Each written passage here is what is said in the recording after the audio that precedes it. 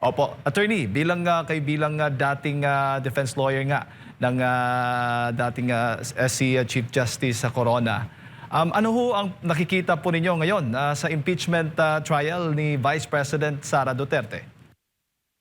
Well, I think ito sa tingin ko, itong usaping ito ay mag-iinit pa hanggat sa pagdating ng July 6. Kasi kung maobserbahan ninyo, tingnan muna natin yung mga nangyayari bago darating ang petsang yun. Ano, ha?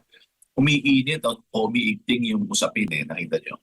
Or makikita nyo rin na parang sadyang pinalalabas ang information. Makita nyo, no? So talagang nagbubungguan yung magkabilang panig kasi sa aking pananaw, kailangan ito ay umabot sa kamalayan ng ordinaryong Pilipino. Para po yung proseso, pinipilit nilang maintindihan ng Pilipino ito.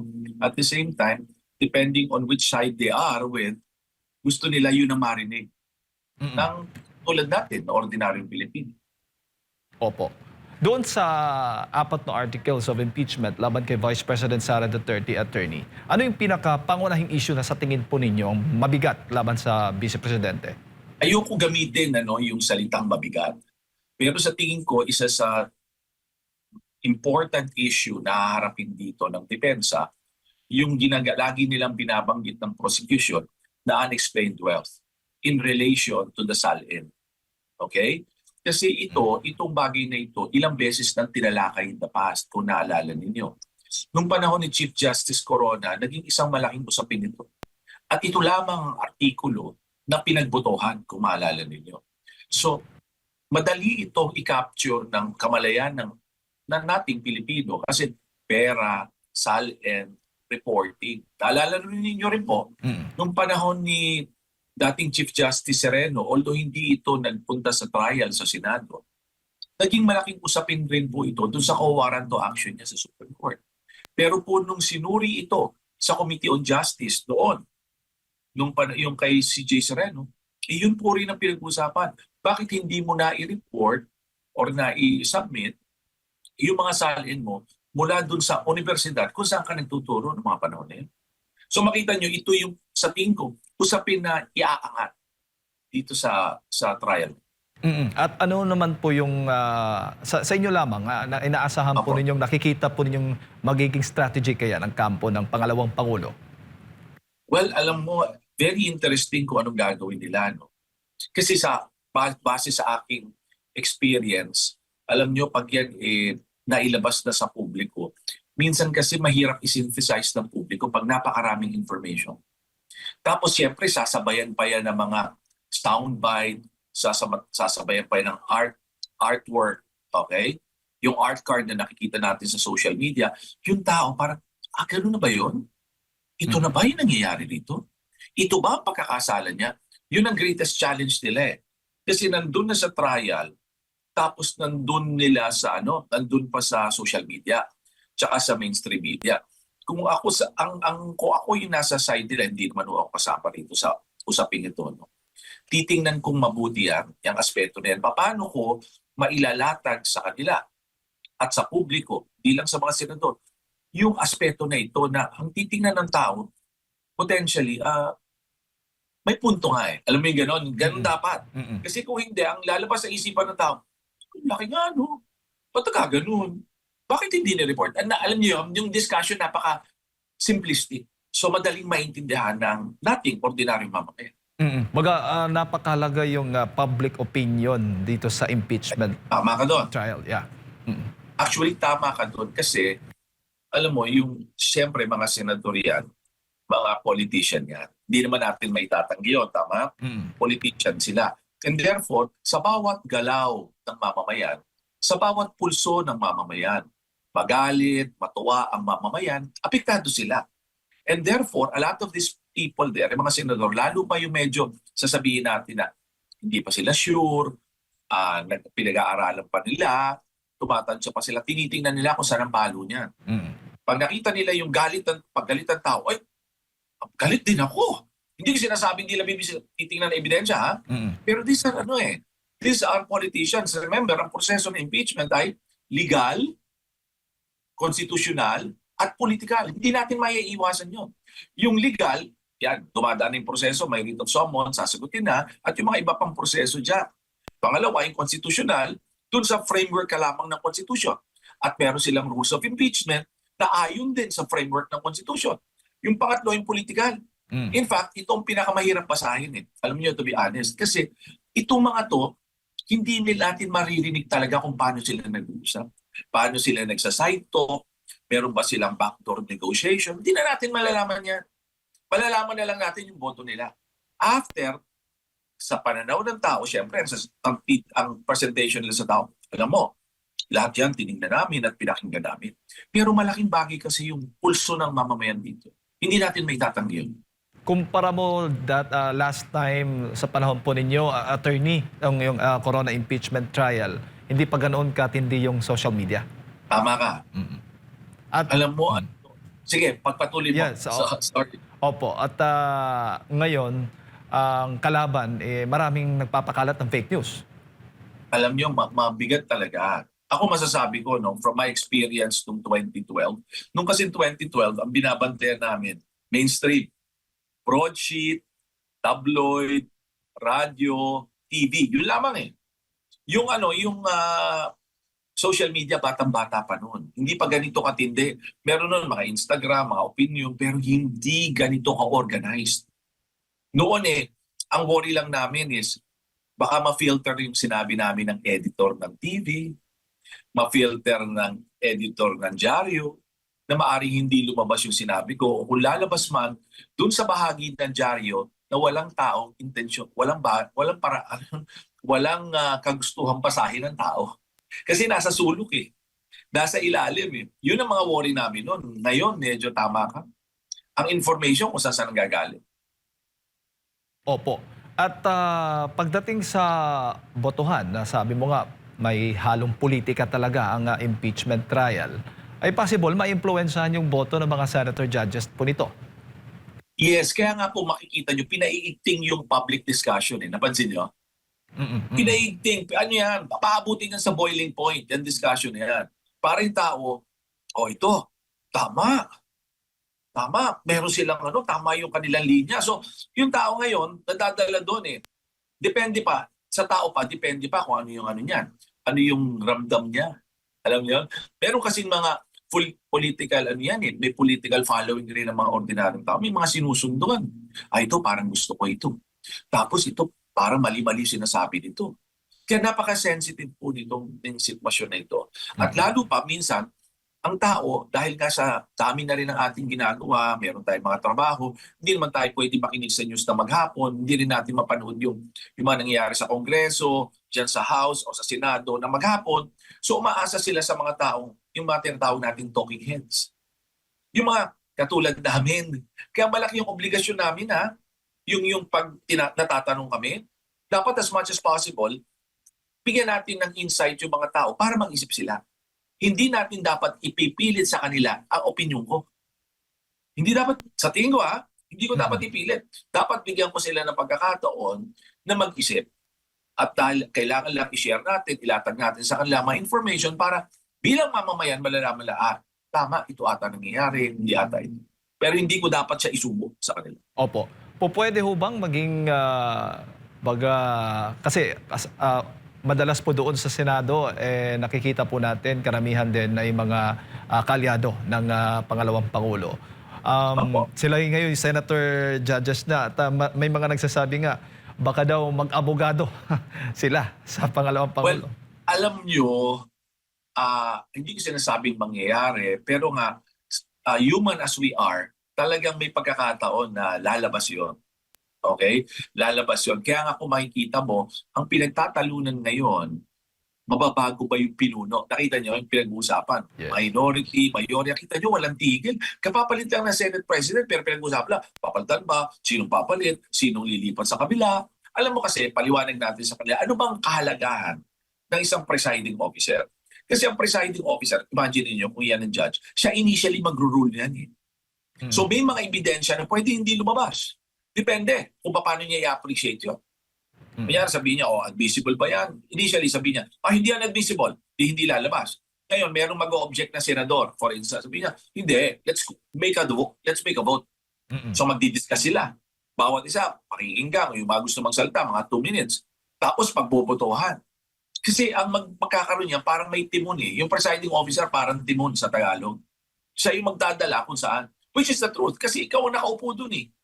Kaya nga kita nyo, pag sa impeachment ng Pangulo ng Pilipinas, ayon sa saligang batas, ang Chief Justice sa upo. Kaya lang any impeachable officer lower than the President of the Republic, Senate President ang upo. Mm-mm. Siyempre ina-assume natin bago po putulin itong discussion kung ito. Siyempre inaasahan natin that all of them will act in a fair and objective manner. Yun ang ating pangarap, yun ang ating dasal, di ba?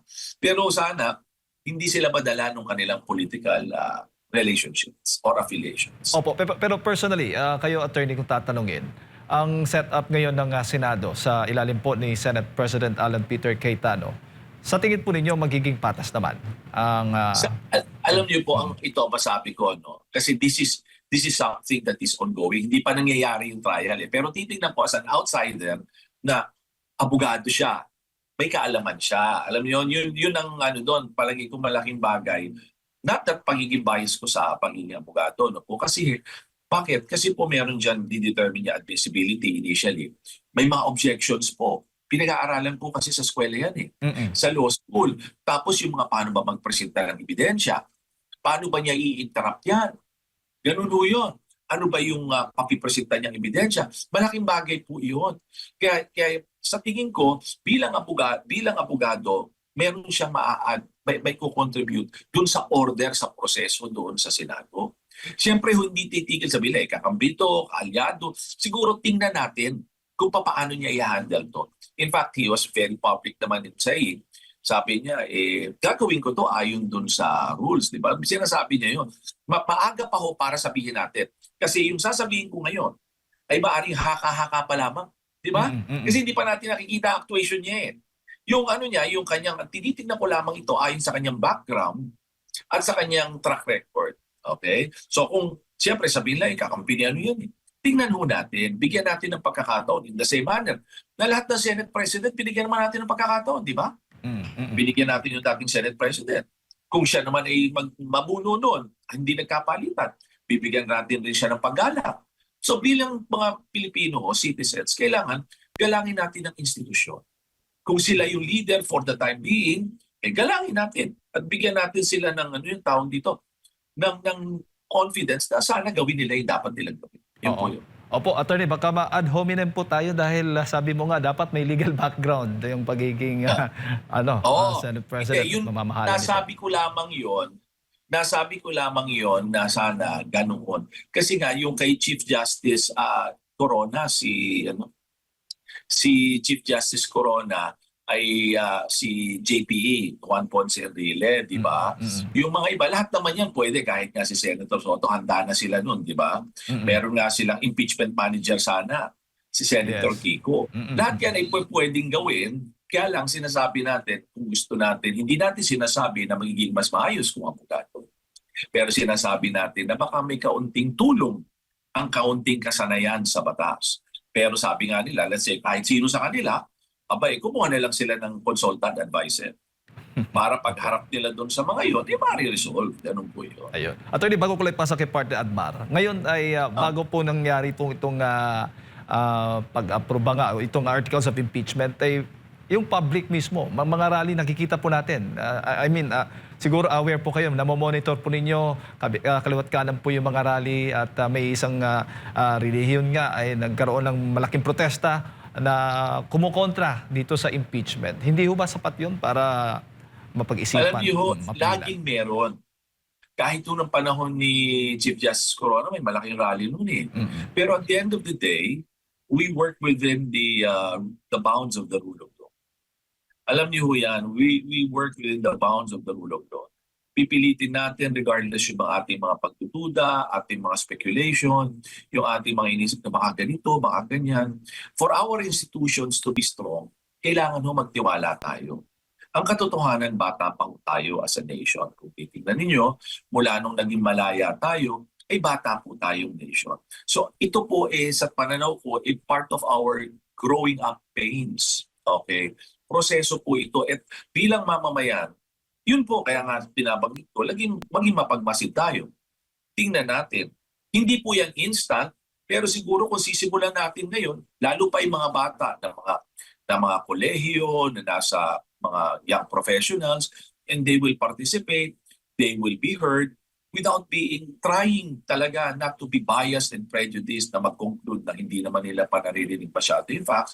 Palagay ko, in time, we will mature as a nation. Huwag po tayo matakot dito sa proseso. Although minsan, alam ko na nakaka-frustrate. May mga tao na frustrate sila. Naririnig ko yan. Sabi nila, bakit ganito, bakit ganyan. Pero ang isang bansa na katulad natin, there is a process of maturity. Na hopefully, tulong-tulong tayo, huwag tayo makadagdag dun sa hindi pagkakaintindihan dun sa gulo, di po ba? Sa tingin ko, yan ang dapat ang ating gagawin bilang mamamayang Pilipino. Opo. Attorney, magandang umaga. Si Opo. Anmar po ito. No? Kung maalala natin, si Anmar. Attorney Morning. ay minsan nang nakapagprograma sa DZAR, Yes. Sunshine Radio pa Yes. noon dito. 2013, after ng Renato Yes. Corona Tama. opo, Ayun. trial. Dati Legally may yours, segment Tranquil. lamang Naalala ko, ako. Attorney. Opo. May segment lamang ako, no? Tama. Nandyan po. Opo. Magandang umaga. Opo, Attorney, hindi pa ba sapat yung yung naging diskusyon during sa impeachment trial ni Corona at ang pagbasura ng Sandigan Bayan patungkol doon sa kaso na ipinupukol dito kay dating Chief Justice Corona. Dito sa isyong ipinupukol nila naman kay Vice President Sara Duterte patungkol sa Salen. Alam mo, maganda yung tanong mo. Alam mo kasi yung noong 2012, di ba, na-convict siya, di ba? Patapos po ron. Kasi yung kasunod, pag na-convict ka po dyan sa isang impeachment trial na iyan, bumoto sila, ano ka na? Kumbaga, wala ka na sa iyong pwesto. Ngayon, ang kasunod po niyan, hindi kasamang na-file lang ka ng kaso, fa-file lang ka na ng kung ano-anong kaso. Kung sa tingin nila may violation ka, na-file ng civil forfeiture, na-file niya ng tax, doon sa Court of Tax Appeals, meron siya sa Sandigan Bayan. Lahat po na-dismiss na. Tapos yung huli nga, yung sinabi mo dyan, yung sa Sandigan Bayan, sinabi na wala siyang sala. At yung perang nasa kanya, maaring hindi man niya na-deklara sa Salen, ay hindi niya kinuha. Yun po yung sinabi. Kaya nga siya na hindi nga na-forfeit yung mga property niya. Ngayon, yun ho ang masakit sa prosesong ito. Kaya nga sinabi ko nga, may political complexion na hindi naman natin tatanggi kahit Supreme Court, nagsabi po niyan. Biro mo, kung mangyari sa iyan, you will have to go through a process. Isang dekada po hinarap ng pamilya niya yun. Si Chief Justice Corona, isang dekada po yun. Tama kayo, 2022, nung nasabing wala siyang sala, na yung perang yun ay pera nila. At ang pagkakamali niya lamang ay yung oversight na hindi niya na-ideklara. Imagine mo yon. Ngayon, hindi po kasi natin pwede na yung mga previous situations, no, pumapaliwanag ko po, na involving ibang tao, ay gagamitin po rito para sabihin, ganyan rin naman ang mangyayari. Di po ba, Anwar? Hindi. So, ang mabigat dito, harapin talaga ng pangalawang Pangulo ito. Itong challenge na ito. Kaya nga po, palagi ko, ang kanyang team inaaral ngayong mabuti, siya ba ay lalabas? Siya ba ay hindi lalabas? Mga abogado lamang? Matetestify ba namin siya later on?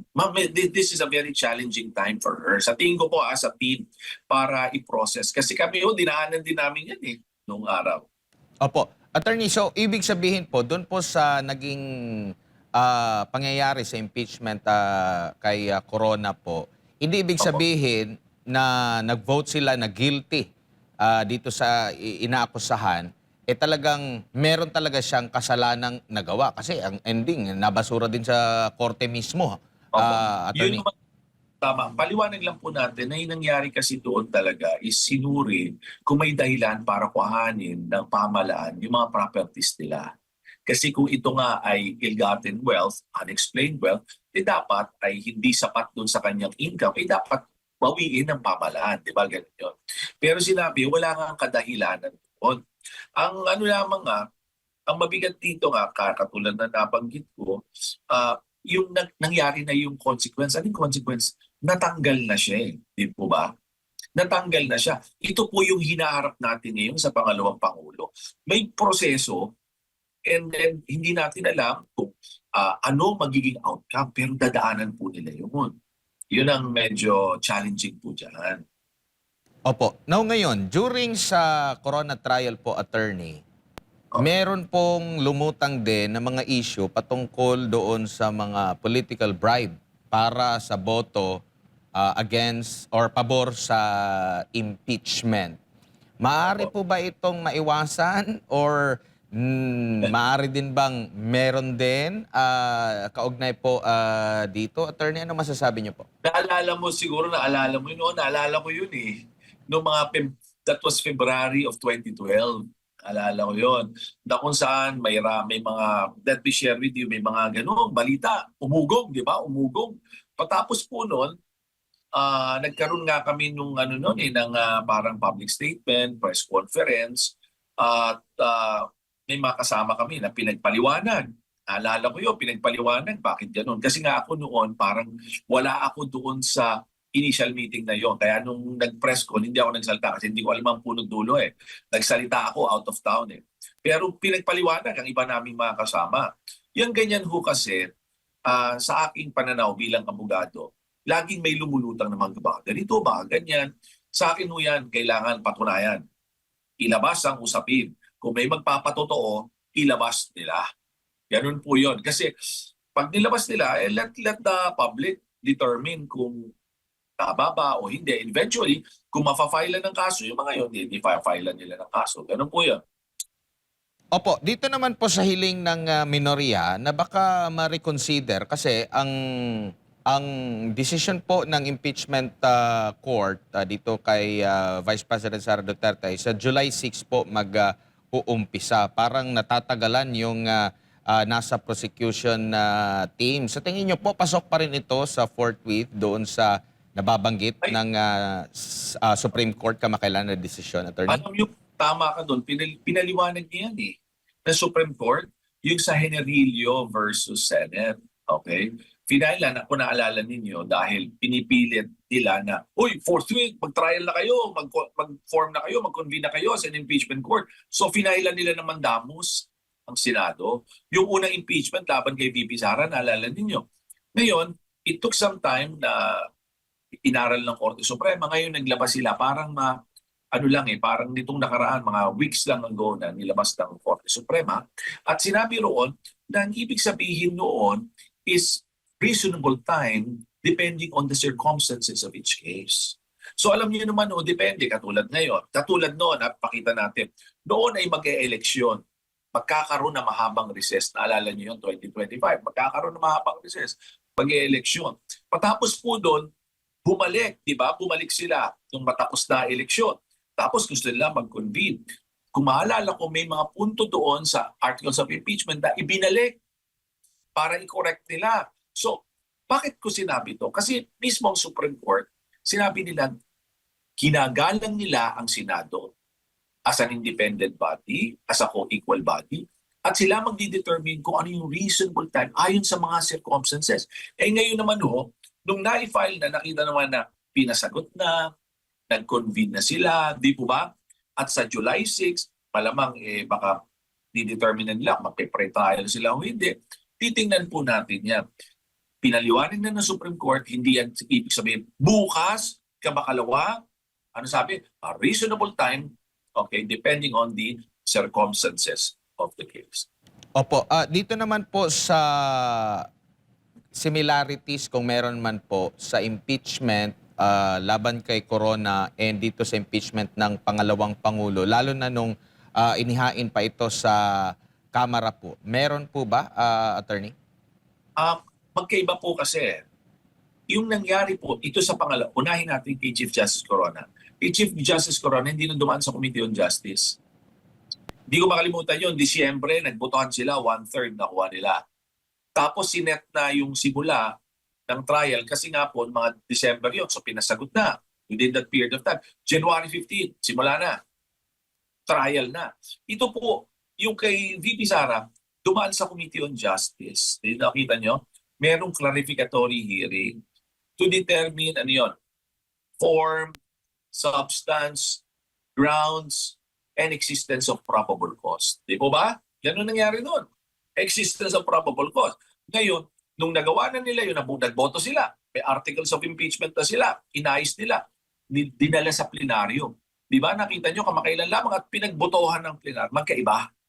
Magkaiba proseso. Yung 1/3, yung kay Chief Justice Corona, ito yung tatawag natin na express. Ito yung fast track. Basta nakuha mo yung 1/3, yung complaint na yun will constitute the articles of impeachment. Aayusin na lang nila tapos ipa-forward na, ipa-file na sa Senado kagad. Opo. Ngayon po, meron pong nakapending pa sa Korte Suprema po na pag-question doon sa proseso. No? Same pa rin. Nung una na binasura nga ng Korte Suprema, yung unang impeachment, tapos nag-impeachment file ulit sila. Tapos ngayon kini-question dahil marami silang mga nakita daw na mga butas doon sa isinasagawa na parang mini trial na nga yung termino ng mismong chairman po ng komite. Meron po ba kayong komento ukol dito? Lehitimo po ba yung pag-question din nila? And at the same time, hindi ba mag-a-adjust pa dito ang impeachment court na antayin na lang natin para hindi aksay sa panahon? Antayin na lang natin ang Korte Suprema or pwede pa rin silang umusad if ever wala pang desisyon ng Korte Suprema dito? Liwanagin natin. Liwanagin po natin. May petition silang final noon para pigilan yung pag-usad ng proseso sa Committee on Justice. Okay? Sabi nila kasi noon, mini trial ito, hindi to ayon sa konstitusyon.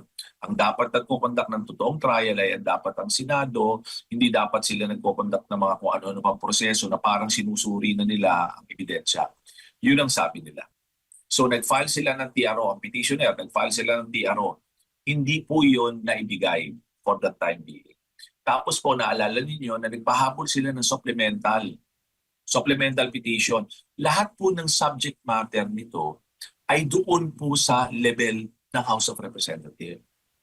Nangyari na po lahat ng gusto nilang pigilan. Opo. So, kaya na-file ang articles of impeachment dito. Yung petition pong iyon ay walang question doon sa mangyayari dito. So ano pong ibig ko sabihin doon? Pagpapatuloy, kaya nga po ito ay nagpapatuloy dahil hindi pinipigilan ng Senado maliban lamang kung meron silang petisyon na pigilan nilang Senado. Which to my mind, wala naman po. So ito po ay sa tingin ko itutuloy kasi yung bahagi na iyon na subject ng petition nila ay nalampasan na walang TRO na na-issue. Yun po yan. Opo. Pero maaari din po bang questionin ng depensa sa mismong impeachment court yung pagproseso ng impeachment doon pa lang sa House level? Well, pag ginawa kasi nila yun, bakit hindi ba? Pwede nilang laging erase yun, di ba? Kasi sa amin kasi mga abogado, minsan sasabihin nila na necessary yun para malaman natin na valid yung proseso. Kaya lamang po, pag ginawa nila yan, hahaba ang usapin sa aking pananaw at ang mangyayari po dyan, sasabihin nila, kaya ganito ayaw nila Sasabihin nila, ayaw nila magpresenta ng ebidensya, ayaw harapin ito, kaya ginagawa yan. Yun lang po ang aking pananaw doon. Pero the fact that you would want to question, well, you could always question. Karapatan po yan ang bawat party sa isang kaso. Huwag lamang po na sadyang dinidelay. Yan po lagi yan sa aming mga abogado, yan lang laging pinaalala. You could always avail of the processes. Ayan po yan. Basta wag mo lang wag ka lang manghaharas, wag lang improper yung cost mo, di ba? And dahilan mo lamang ay hindi dapat increase ang cost ng litigation. Pero kung sa tingin mo ay may basihan yan, hindi masamang ilatag yan. Kung merong legal na basihan, ganun po yun. Opo. Attorney, si Jade po ulit. Ano ho yung inaasahan kaya ninyong sagot mula sa kampo ng Pangalawang Pangulo dito sa impeachment trial? Interesting ang question mo. Anong inaasahan? Kasi ilalabas pa lamang yan, di ba? Parang sa Lunes. Ipa-file yan. Ako sa tingin ko dyan, kasi ginawa na nila yung di ba? Nakita nyo, nagsagot na sila sa Committee on Justice. Palagay ko, ang tingin ko dyan, denials. General denial na hindi yung particulars nila i-discuss. Kasi palagay ko, aabangan nila sa trial. Kasi pag ngayon, let's say, sinilagay na nila sa sagot lahat, mababasa ng prosecution yung galaw nila. So ang importante lang doon sa tingin ko, gagawin lang, imi-meet lang nila yung bawat issue, yung disputed fact. And kung basta importante, mai-deny nila yon kung hindi naman totoo, tapos titingnan nila yan pagdating doon. Kasi kung kung mangyayari, di ba may articles of impeachment, tapos bubusisi mo na isa-isa doon. So basang-basa na ng prosecution kung paano mo atakihin yung depensa mo.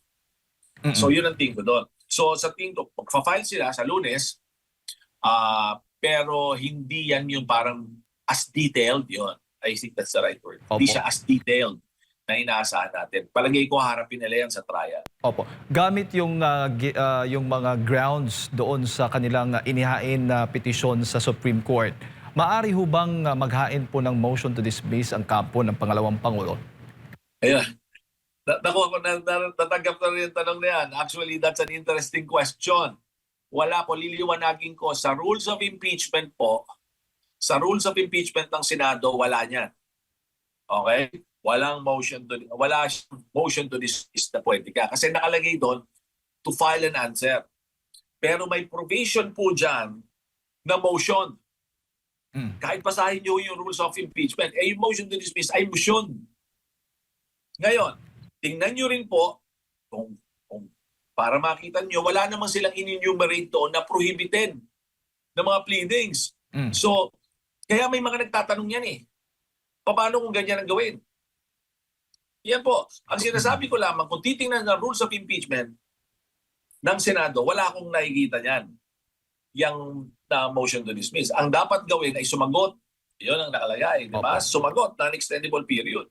Tapos po doon, pero may provision kung anumang motion ang inilatag ng parties ay pwede pag-usapan yan ng 1 oras. Makikita nyo doon.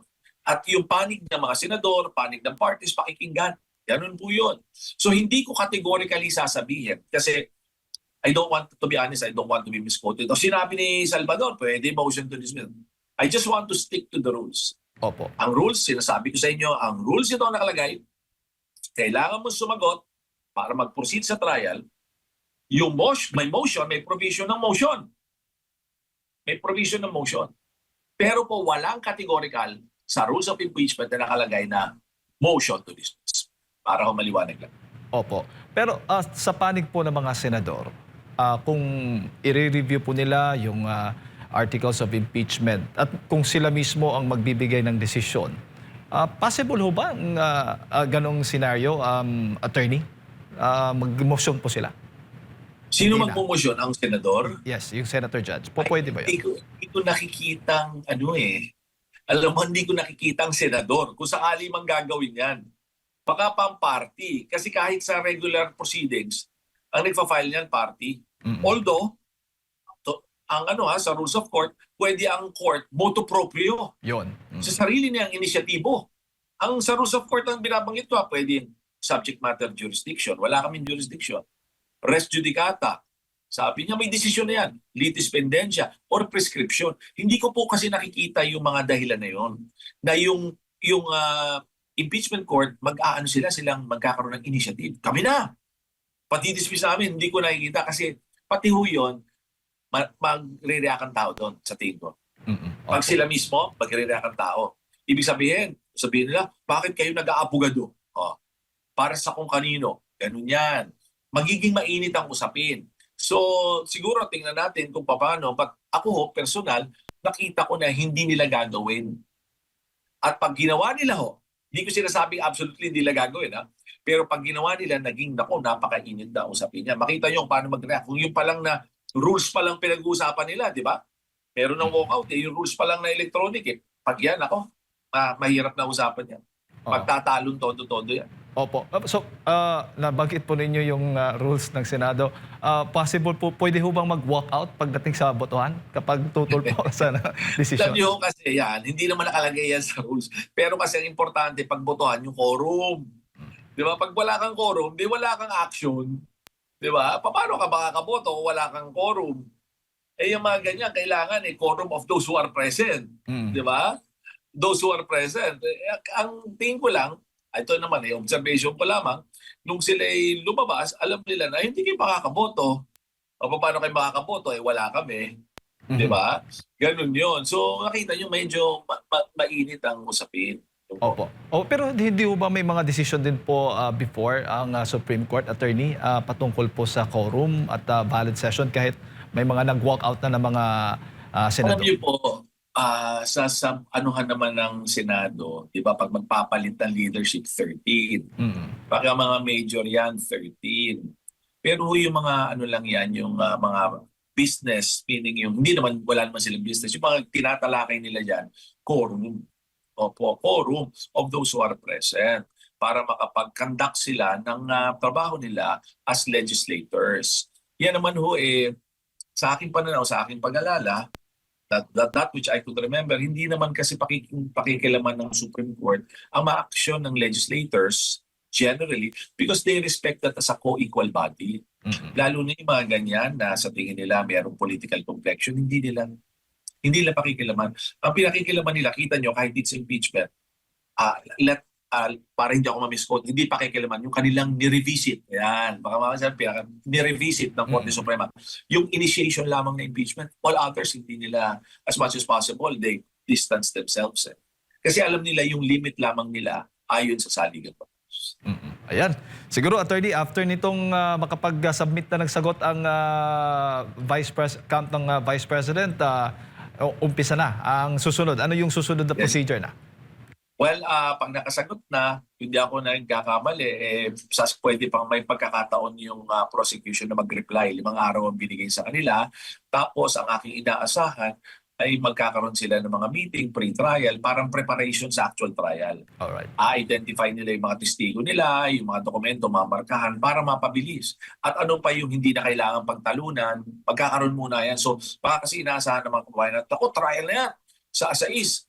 Hindi po na, yun ang baking pananaw, hindi pa. Aayusin muna nila para everything will be in order. At hindi po pwedeng mandatory yung presence ng Vice Presidente? Pwede ho ba siyang umabsent or ano ba? Ayan, isa, maganda naman yung tanong mo. Nakalagay rin yan sa rules of impeachment. Ha?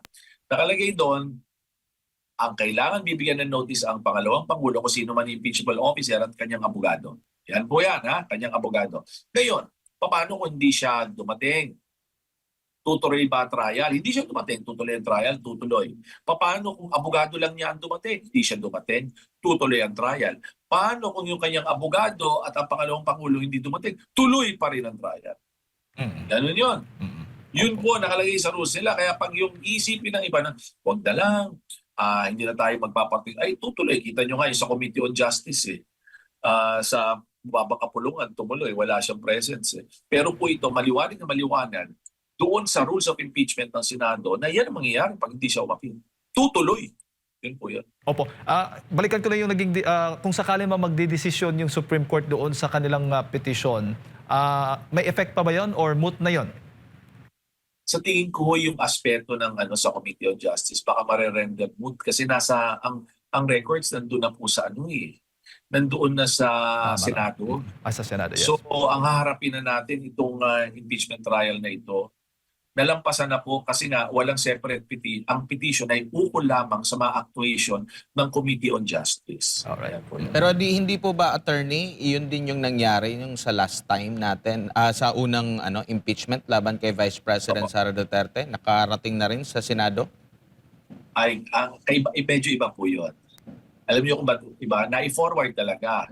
Pero tandaan niyo, yun ay naibalik. Hindi sila nag-proceed ang Senado. Kasi po pang ito, nag-proceed ang Senado, tuloy-tuloy na to.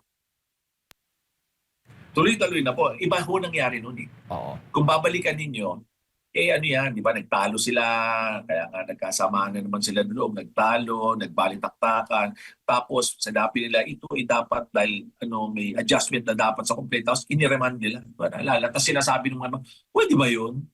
Manalala, medyo iba ang factual circumstances nitong pangalawang impeachment doon sa una. Iba ho yun. So, kaya magandang binanggit nyo yan para rin sa ating mga kababayan. Alam nyo ho, titingnan nyo ang isang sitwasyon ayon sa facts. Ayon sa mga circumstances kasi po, bihirang-bihira yung identical ng facts. Nag-iiba yung complexion yan basta iba ang facts. Ganun po yun. Opo. Ang tao kasi minsan, ang naging ganito na yun. Ganito na yung naging desisyon ng Supreme Court. Kaya nga po ako'y nagtuturo rin, sinasabi ko sa mga estudyante ko, tingnan nyo facts. Huwag ang tinatandaan nyo lang yung isang paragraph na conclusion or ilang paragraph na conclusion. Tingnan nyo facts kasi gumagalaw po ang desisyon Nag-iiba yan ayon sa facts kasi nag-a-apply yan, application of the law based on the facts. Yun. Ayan, attorney. Maraming salamat po. Siguro, attorney, mensahe na lamang po ninyo sa ating mga kababayan na nakikinig, nanonood po sa inyo ngayon. Ang mensahe ko lamang po, una, magandang umaga muli. Salamat sa pagkakataong ito, Jade and Edmar. Ang sana po maging mapusisi tayo, mapagmasid kayo.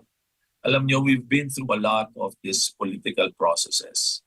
And siguro ho, mas maganda na kung nagpa-participate tayo, nalalaman natin, ang ating conclusion at ang ating opinion ay ayon sa facts. Ayan po yan.